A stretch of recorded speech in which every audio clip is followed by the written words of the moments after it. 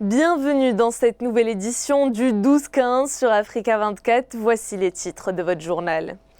À La Ayoun, le 3e forum État insulaire du Pacifique s'achève sur une bonne note ce vendredi 28 février. Les représentants des pays se sont mis d'accord sur un projet de concrétisation de 3 ans dans plusieurs secteurs tels que le tourisme, l'éducation ou encore le développement durable. Recul des échanges commerciaux pour le Bénin. La fermeture des frontières avec le Nigeria a grandement affecté les exportations du pays qui ont chuté de 19,2% en un seul trimestre. Et enfin, vulgarisation de la bourse mobilière de l'Afrique centrale auprès des épargnants de la sous-région. Une manière de stimuler cette bourse et diversifier les offres d'investissement sûres pour les habitants d'Afrique centrale. Le 3e forum Maroc État insulaire du Pacifique s'est ouvert ce jeudi à La Ayoun sous le signe de la consolidation des liens de coopération. Cet événement qui prendra fin ce vendredi 28 février a rassemblé plusieurs opérateurs économiques et représentants de gouvernements. De nombreux volets de coopération ont pu être débattus, notamment l'évolution du changement climatique, mais aussi la protection de l'environnement, l'éducation, le tourisme ou encore le transport. Reportage de Thierry Ndassa, envoyé spécial au Maroc à La Ayoun.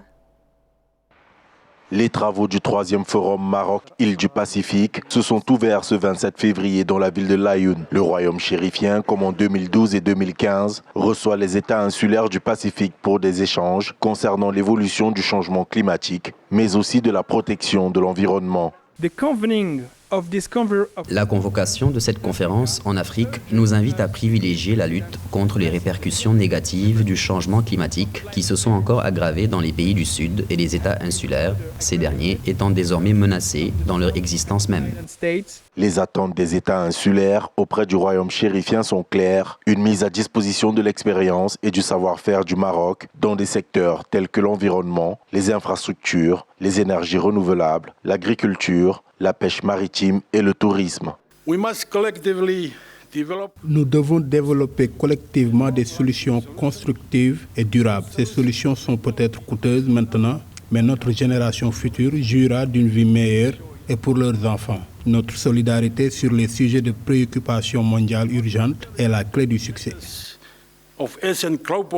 3 objectifs principaux guident le 3e forum Maroc-État insulaire du Pacifique. Les perspectives d'avenir des relations entre le royaume chérifien et les îles du Pacifique, l'identification des acquis diplomatiques entre les pays concernés et la recherche d'axes de coopération qui soient concrets, novateurs et réalisables. Dans le reste de l'actualité, un cas de contamination au coronavirus a été confirmé ce jeudi 27 février au Nigeria, premier cas confirmé en Afrique subsaharienne. Selon le ministère fédéral de la Santé du pays, ce cas de coronavirus a été détecté dans l'état de Lagos. Il s'agit d'un ressortissant italien travaillant au Nigeria et qui est revenu depuis la ville italienne de Milan le 25 février, une ville touchée par l'épidémie de ce virus. Hospitalisé à Lagos, le patient est dans un état clinique stable et ne présente pas de symptômes inquiétants. 2 autres cas ont été recensés ces derniers jours dans 2 pays d'Afrique du Nord, l'Égypte et l'Algérie. Aucun décès n'a jusqu'à présent été signalé sur le continent.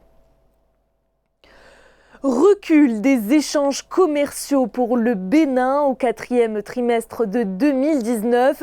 Selon les données de l'Institut national de la statistique et de l'analyse économique du Bénin, l'INSAE, les exportations vers l'étranger ont chuté de 19,2% par rapport au 3e trimestre de la même année.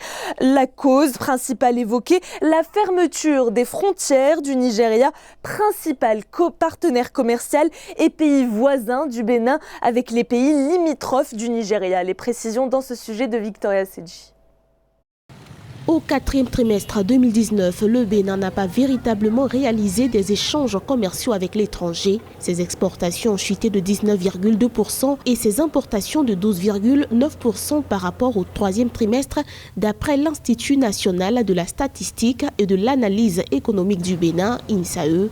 Le Bénin a été sérieusement impacté par la fermeture des frontières du Nigeria, son voisin et principal partenaire commercial. Le Bénin vit la situation difficilement. L'économie béninoise est carrément asphyxiée par ces 6 mois de fermeture de frontières qui continuent pas à durer. Selon les statistiques, toute activité en direction du voisin de l'Est représente environ 33% du budget général de l'État. D'après l'INSAE, la valeur des 10 principaux produits exportés par le Bénin au cours du 4e trimestre a baissé à 56,2 milliards de francs CFA. Les importations sont passées à 313,1 milliards de francs CFA contre 359,6 milliards de francs CFA au 3e trimestre 2019. Depuis la fermeture de cette frontière, le Bénin aurait déjà perdu 48,6 milliards. C'est les chiffres officiels. Mais lorsqu'on consulte les documents de l'administration financière au niveau du pays,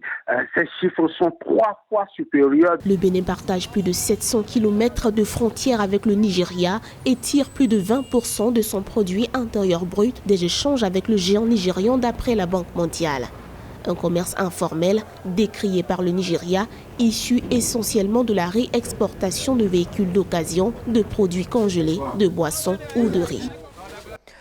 Coup de pouce pour les petites et moyennes entreprises en République démocratique du Congo. La Banque mondiale finance le développement de ces infrastructures à hauteur de 100 millions de dollars. Un financement qui permettra également de créer 9000 emplois dans le pays. Une initiative qui entre dans le cadre de la lutte contre la pauvreté et la diversification économique dans le pays. Ce projet est principalement dédié aux femmes et aux jeunes entrepreneurs afin de les accompagner à travers des formations d'entrepreneurs, par exemple, à développer leurs entreprises. Un sujet d'Ange Bijou-Nouménio.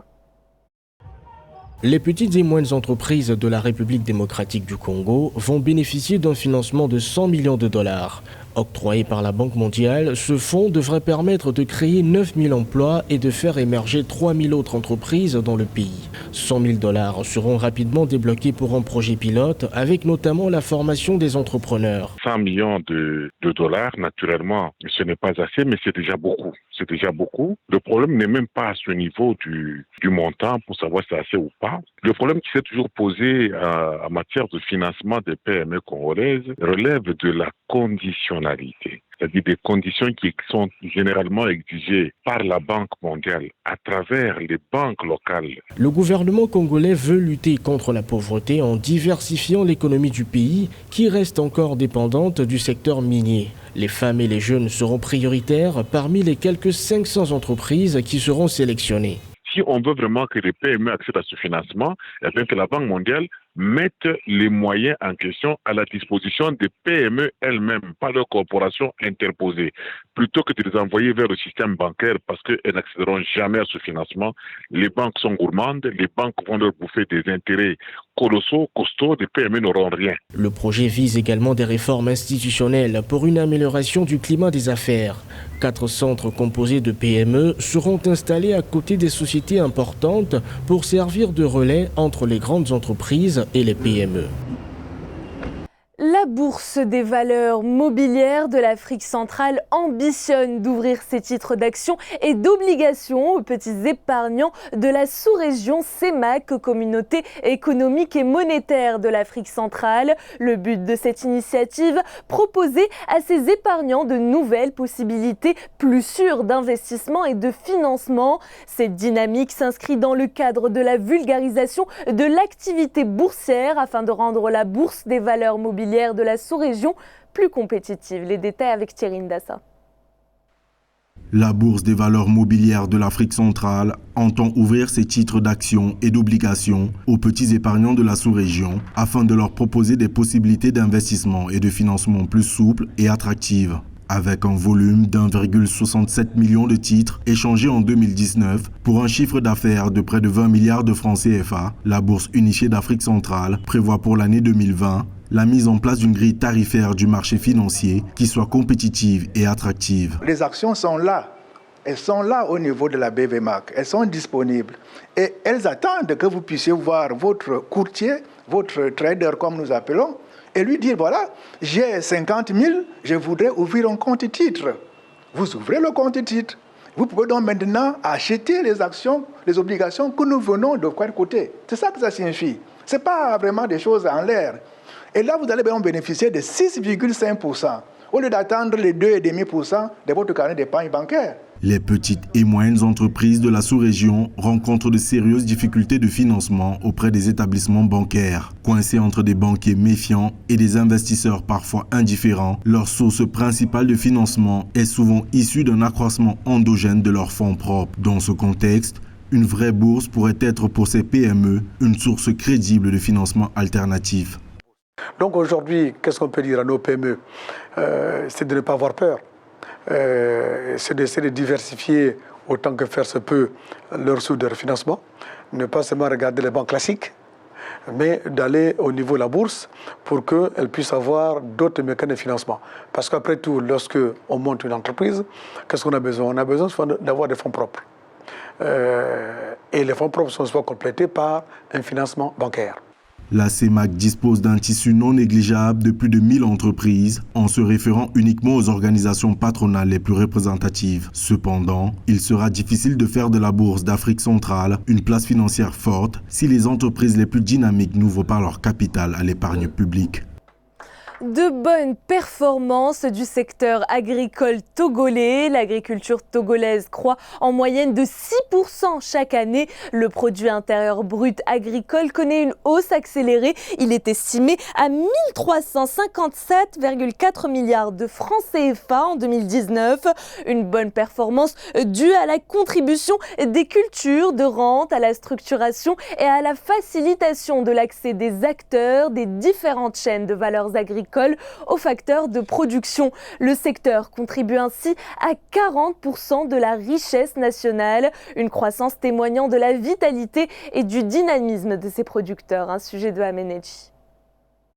Demeurant le principal levier de relance de l'économie togolaise, le secteur agricole a connu un accroissement rapide ces 10 dernières années. La croissance soutenue des filières de rente se traduit par une progression de plus de 408,35%, passant de 27 000 tonnes en 2009 à 137 000 tonnes en 2018. Le Togo a entrepris des réformes pour relancer le secteur de production des cultures de rente. Ça va fournir à l'État togolais plus de recettes d'exportation et plus de ressources et de revenus aux ménages agricoles qui produit ce genre de biens. L'agriculture togolaise fait état d'un taux de couverture des besoins en produits vivriers passant de 90% en 2008 à 137% en 2019. Le café et le cacao affichent un accroissement des productions respectivement de 76% et 107% entre 2012 et 2018. Il va falloir entrer dans une chaîne de valeur complète. Le Togo a un avantage comparatif relativement faible par rapport au Ghana et à la Côte d'Ivoire. Même si la qualité du café togolais est réputée, il va falloir que le Togo s'insère dans une chaîne de valeur régionale, ce qui va permettre d'accroître sa production et créer plus de valeur ajoutée pour l'économie togolaise. Ensuite, il va falloir aussi qu'une analyse soit faite par rapport à la structure des terres. On est heureux que le Togo signe avec l'OCP. Restant dans la vision du programme détaillé de développement agricole en Afrique, la balance commerciale togolaise s'est améliorée avec une réduction de 11% de son déficit. Le pays vise à long terme l'augmentation du financement au secteur agricole ainsi que la réussite du pari de la transformation locale. Place à l'actualité sportive avec le début des quarts de finale de la Ligue des champions CAF. Pour ce vendredi 28 février, c'est le tenant du titre de gagnant qui se déplace au Caire. L'Espérance de Tunis affronte le Zamalek à 16h GMT, 10 jours seulement après leur dernière confrontation. En Supercoupe CAF, les Égyptiens se sont imposés 3-1 contre le Zamalek. Autre rencontre du jour, la réception par le Raja Athletic Club du tout-puissant Mazembe à 19h GMT à Casablanca. Les quarts de finale aller se poursuivront ce samedi 29 février. D'un côté, Al Ahly Mamelodi Sundowns à 16h GMT et de l'autre, Wydad Athletic Club Étoile du Sahel à 19h GMT. C'était le journal de la rédaction. Merci de votre fidélité. Retrouvez dans un instant une nouvelle édition de l'information sur Africa 24.